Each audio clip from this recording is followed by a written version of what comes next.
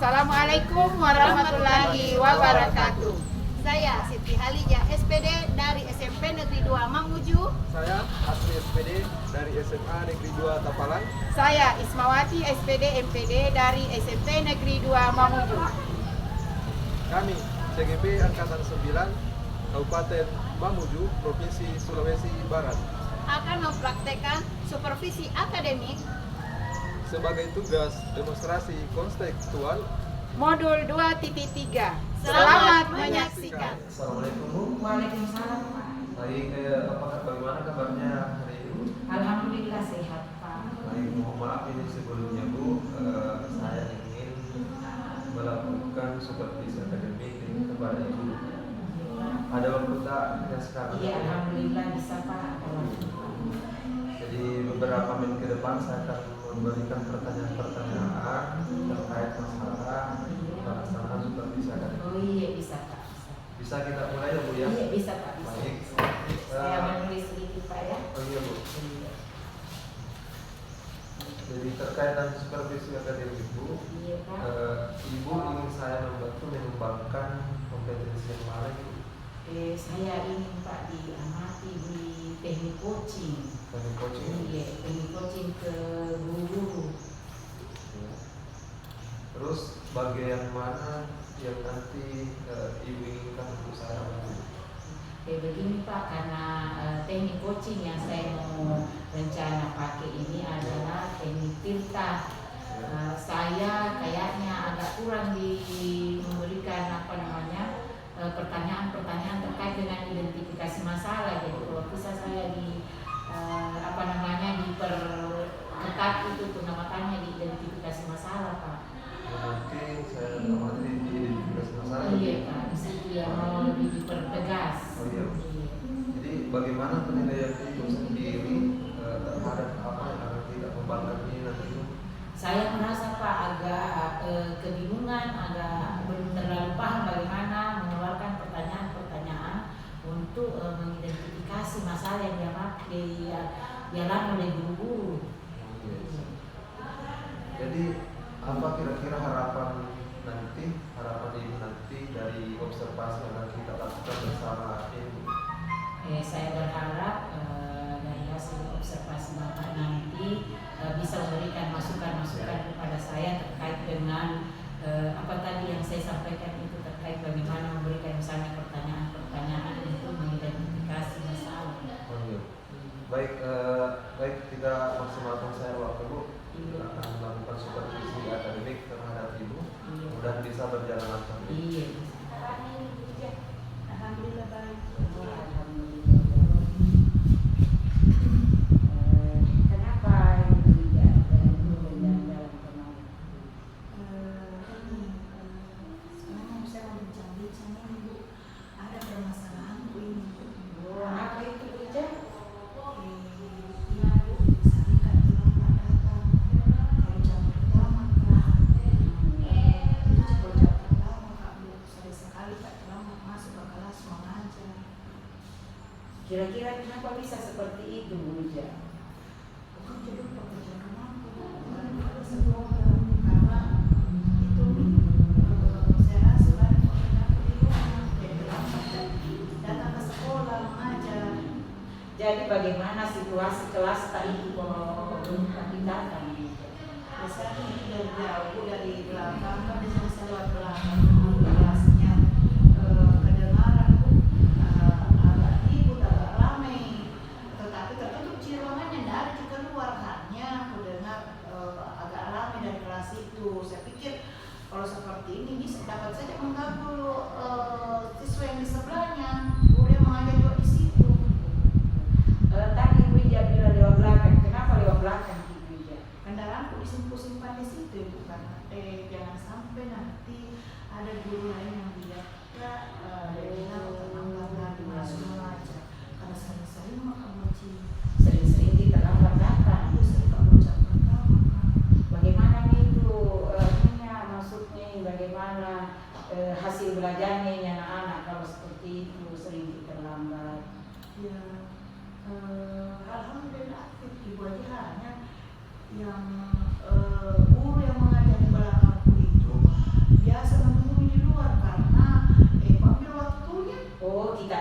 jawab kita karena kita terlambat Jadi datang. waktu tambah waktu juga di belakang.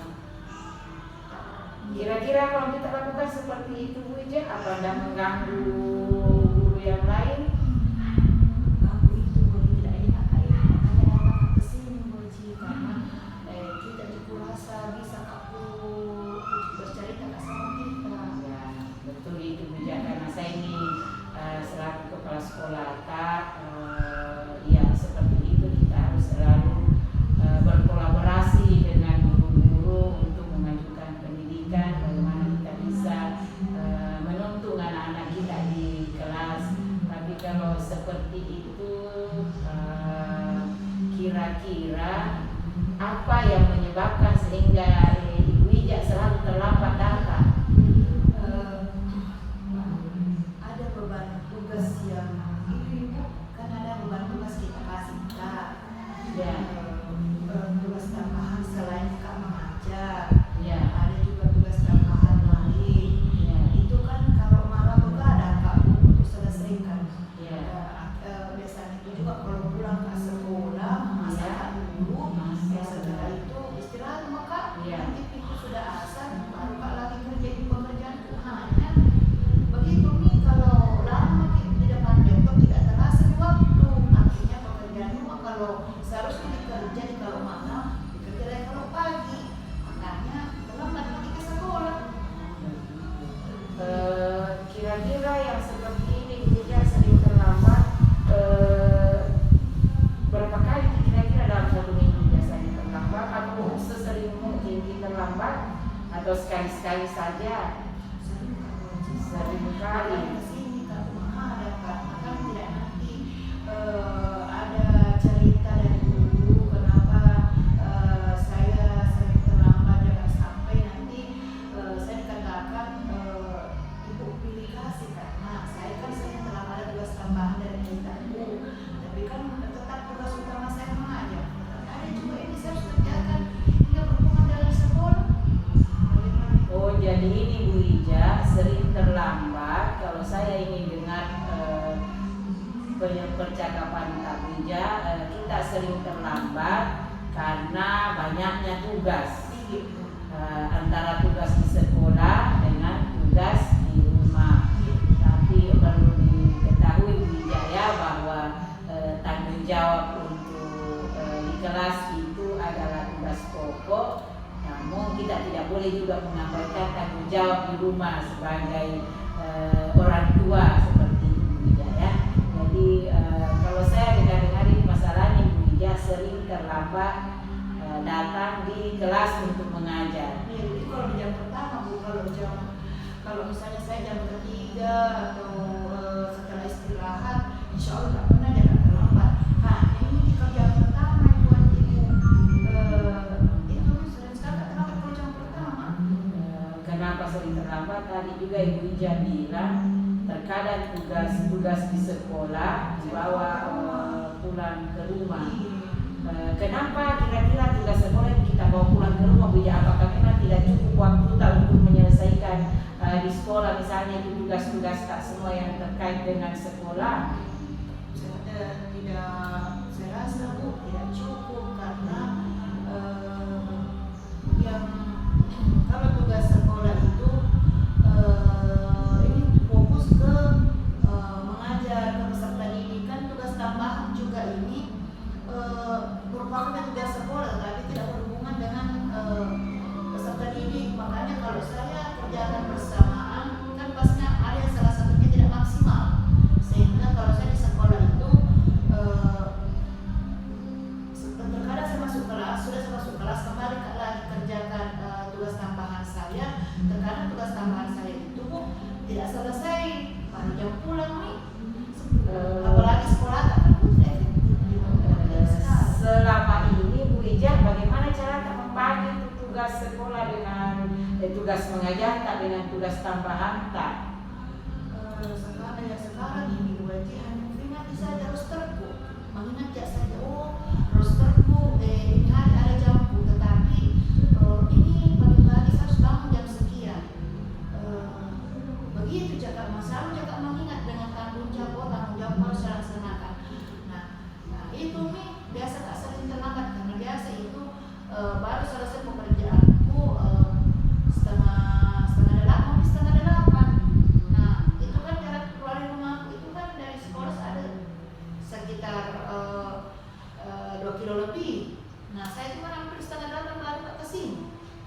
Jadi selama ini Ibu Ija hanya fokus pada jadwal mengajar saja. Iya. Itu dia diingat. Iya. Sementara Ibu Ija ada juga tugas tambahan di sekolah. Iya. Oh, seperti itu. Jadi akhirnya tugas tambahan itu terkadang Saya bawa dibawa pulang ke rumah. Jadi kira-kira kalau seperti Ibu Ija, apa yang kita inginkan? Saya inginkan itu Boji seperti teman-teman yang lain kan datang sebelum masuk. Karena kita sudah di situ, saya ingin sekali berada di kelas sebelum anak-anak itu masuk jam pelajaran saya tiba. Seperti itu sebenarnya keinginan saya seperti itu, mau sekali disiplin waktu sesuai dengan aturan sekolah, kemudian pekerjaan sekolah itu saya tuntaskan memang di sekolah supaya saya tidak bawa ke rumah itu pekerjaan. Iya. Oh, jadi yang Ibu Ija inginkan ini sehingga kita kesini kita mau mencari solusi bagaimana datang tepat waktu. Pekerjaan sekolah dapat diselesaikan di sekolah, pekerjaan rumah ya diselesaikan di rumah, dan semuanya tepat waktu, ya, sehingga tidak terlambat juga di sekolah, pekerjaan di rumah juga selesai, jadi tanggung jawab di sekolah selesai, tanggung jawab di rumah juga selesai. Nah, kalau seperti itu ya, apa yang akan kita lakukan?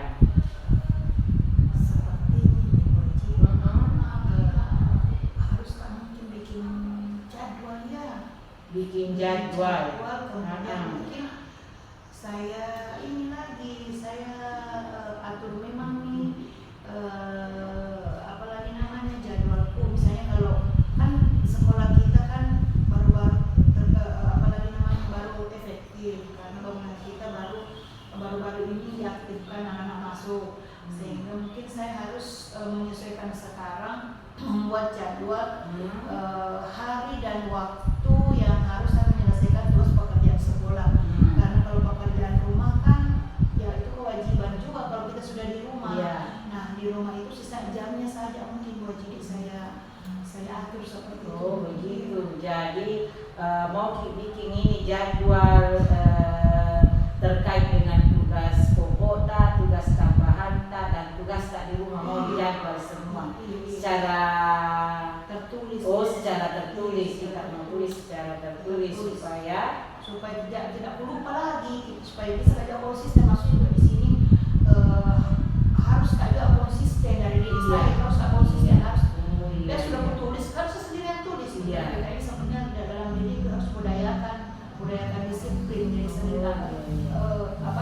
Pengambilan keputusan dari saya harus saya laksanakan sesuai dengan apa yang sudah saya tulis sendiri. Membuat jadwal, istilahnya membuat time schedule. Selain itu apa lagi yang kita mau lakukan? Sepertinya Bu, kalau malam saya harus dapat tidak terlalu banyak begadang kalau malam. Jadi kalau pekerjaan rumah itu bisa saya selesaikan memang sebelum subuh. Jadi tidak ngantuk juga di sekolah, berantakan pekerjaanku dari kan selama ini dulu saya begadang memang. Tapi kalau memang ada seperti ini pola tidurku saya harus atur kembali, tidak boleh saya begadang sampai larut. Oh, jadi langkah yang kedua yang kita mau lakukan adalah menghindari lagi tidur malam supaya cepat dibangun sebelum subuh kita sudah bangun, menyelesaikan tugas di rumah. Ya memang begitu jadi kalau kita sebagai guru di satu sisi kita juga sebagai ibu rumah tangga memang harus pintar-pintar membagi waktu ini. Jadi dia sudah bagi waktunya, solusinya mau membuat time schedule dengan menghindari lagi tidur malam atau begadang. Masih ada lagi Bu Ija? Sepertinya itu dulu yang harus saya lakukan, karena kalau nanti banyak juga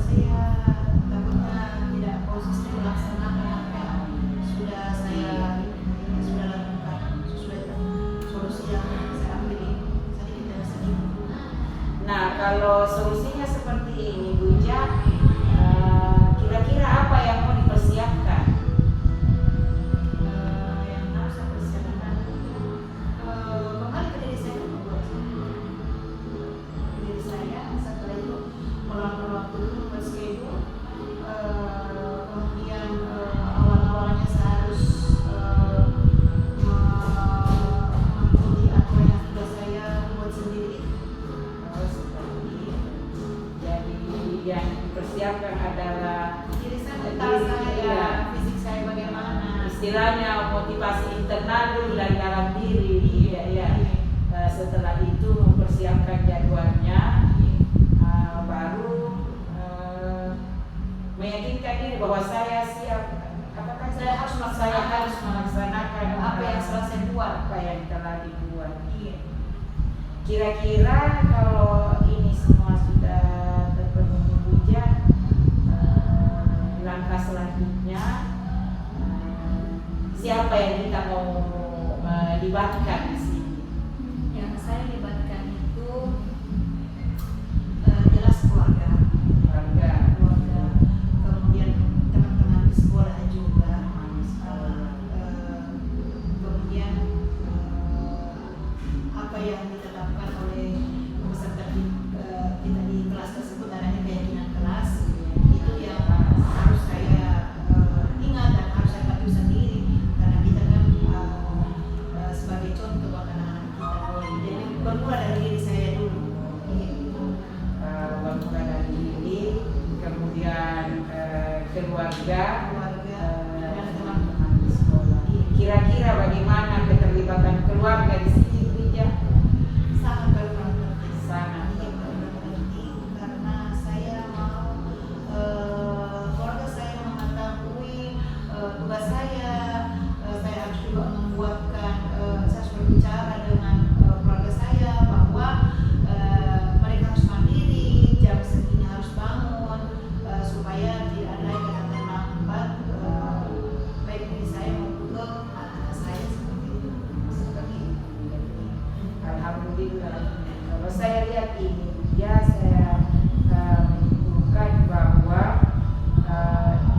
masalah yang juga adalah sering terlambat datang dan istilahnya terkadang lalai menjalankan tugas di jam pertama Itu ya. di kalau jam pertama Dengan alasan atau penyebabnya adalah karena tidak bisa membagi waktu antara tugas rumah dengan tugas sekolah. Tapi Ibu Ija sudah menemukan solusinya bahwa Ibu Ija mau membuat time schedule terkait dengan tugasnya. Kemudian yang kedua adalah berjanji untuk menyelesaikan atau mengikuti jadwal tersebut secara konsisten seperti itu ya. Kemudian Ibu Ija akan melibatkan keluarga, teman-teman di sekolah, termasuk saya barangkali sebagai kepala sekolah Ibu Ija. Kita akan berkolaborasi bagaimana ini semua dapat dijalankan dengan baik. Alhamdulillah sekarang Ibu Ija, kebetulan waktu saya ada mau lakukan supervisi lagi dengan teman guru yang lain. Namun sebelum Ibu Ija, saya mau tanya dulu Ibu Ija, sekarang saya ini cerah-cerah, senyum-senyum, tidak sama tadi waktu masuk tidak ada senyumnya. Bagaimana perasaan tak sekarang Ibu Ija? Lega sekali merasa selama ini kan saya merasa siapa ini udah cerita, tetapi alhamdulillah Ibu juga terbuka sebagai kepala sekolah, terbuka terhadap permasalahan saya dan membimbing saya untuk berbuat sesuai dengan kemampuan saya tanpa memaksa. Jadi saya merasa beban yang saya rasakan di sini saya sudah mendapatkan sendiri solusi. Terima kasih banyak Ibu atas sudah mendengar unek-unek saya permasalahan saya. Harus semangat Ibu Ija ya. Baik Ibu, setelah saya tadi melakukan observasi langsung secara dari pelaksanaan supervisi akademi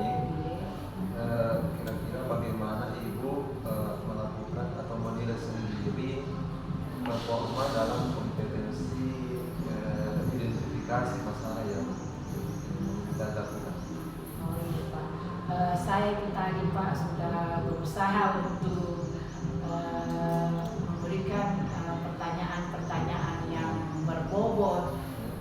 Namun saya merasa bahwa saya masih agak bingung apakah pertanyaan yang saya berikan ini sudah termasuk indikator pertanyaan yang berbobot yang akan menggali bagaimana coaching mengeluarkan permasalahannya atau seperti apa. Saya masih belum yakin Pak dengan yang saya lakukan tadi di teknik identifikasi masalah. Ya, begitu ya Pak? Iya Pak.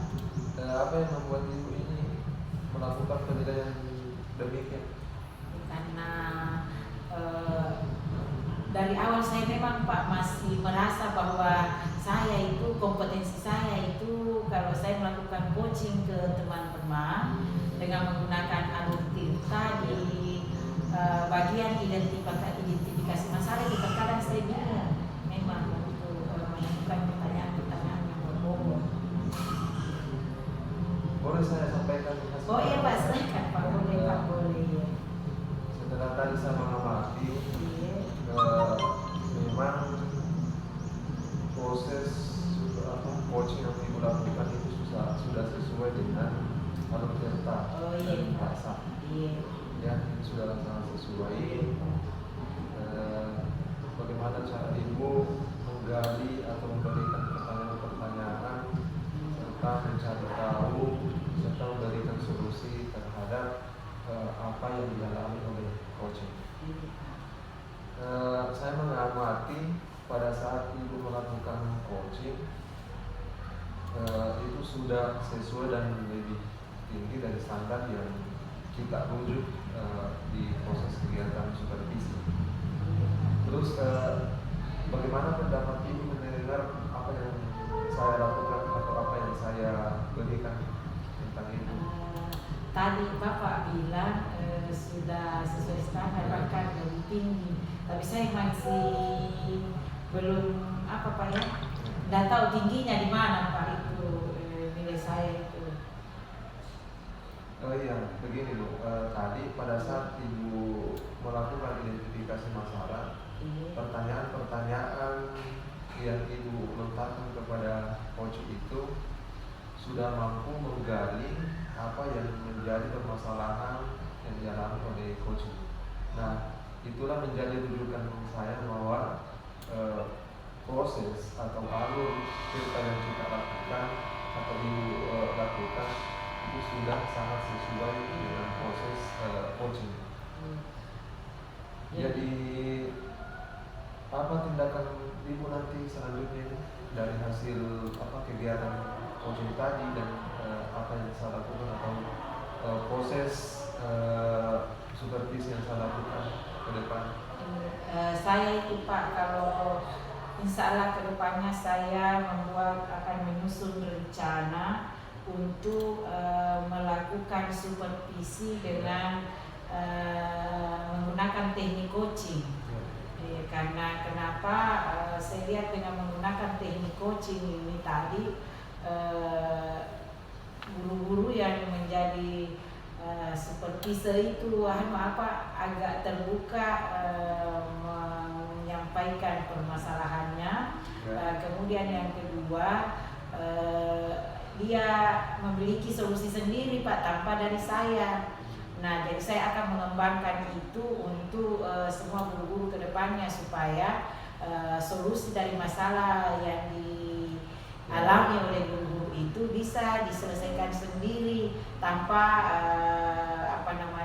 seolah-olah seperti mendapat semacam tugas dari kepala sekolah, karena dia menemukan sendiri solusi apa yang mau dilakukan sehingga masalahnya bisa teratasi. Jadi itu rencana selanjutnya. Kemudian yang kedua, setelah saya melakukan supervisi tadi Pak, saya berencana akan melakukan pertemuan dengan guru-guru untuk membahas refleksi terkait dengan coaching yang saya lakukan.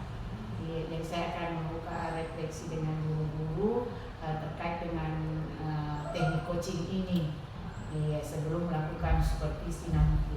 Nah, baik, dari diskusi kita ini, apa yang sudah terbayang di pikiran Ibu, apa yang akan Ibu lakukan nanti untuk meningkatkan kompetensi teknik coaching, khususnya di identifikasi masalah, mungkin seperti itu, atau kapan dan di mana dan siapa yang mungkin bisa membantu Ibu nanti pada saat melaksanakan itu. Begini Pak, yang terbayang itu di pikiran saya, kalau saya melakukan teknik coaching kepada guru-guru ketika ada masalahnya, saya membayangkan itu guru-guru saya semuanya merasa nyaman, tidak terbebani lagi dengan tugas-tugasnya yang menumpuk. Kemudian guru-guru saya bisa enjoy melakukan pembelajaran di kelas. Kenapa? Karena dia sudah bisa mengatur waktunya semua. Terutama ini yang sering terlambat dengan alasan saya lihat sama semua karena ada di tugas rumah, ada di tugas sekolah yang terkadang tidak mampu membagi waktunya untuk itu. Jadi saya itu membayangkan guru saya nanti semua kalau datang ke sekolah enjoy ini semua, karena tidak ada lagi beban di rumah kalau dia sampai di sekolah, karena dia sendiri yang menemukan solusi terkait dengan permasalahannya. Kemudian yang akan membantu saya, karena tidak mungkin kepala sekolah semua Pak ya, ada beberapa wakasek. Kebetulan di sini Pak, di sekolah saya ada beberapa wakasek.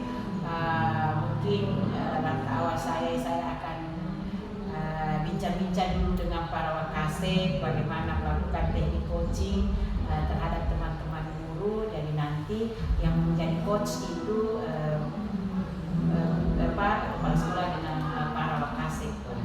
Nanti dibagi waktunya. Iya, dibagi. Baik Bu, saya ingin setelah dari hasil supervisi ini, apa yang Ibu dapat dari proses kita selama daripada coaching, serta apa yang sudah saya identifikasi atau apa yang sudah saya observasi yang tadi. Yang saya dapat itu yang pertama tadi Pak, sebelum supervisi ke saya yakin bahwa sebentar ini saya akan menemukan solusi terkait dengan teknik coaching yang saya lakukan, karena ada supervisor yang akan mengamati saya.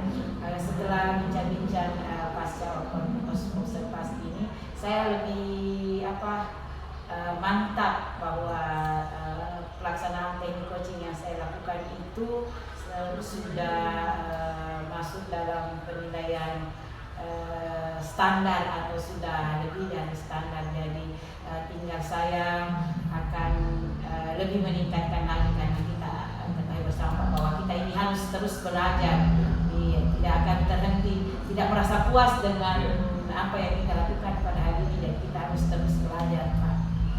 Baik, terima kasih Bu atas Iya, terima kasih banyak Pak. Iya, terima kasih sudah banyak. mudahan apa yang kita lakukan hari ini bisa betul-betul kita terapkan di kegiatan, bahwa teknik coaching yang kita lakukan itu bisa membantu teman-teman guru bagaimana bisa mereka menemukan solusi terbaik dari setiap permasalahan yang mereka hadapi. Iya Pak, insya Allah. Ya. Terima kasih banyak Bu Iya, terima atas kasih Pak. Iya.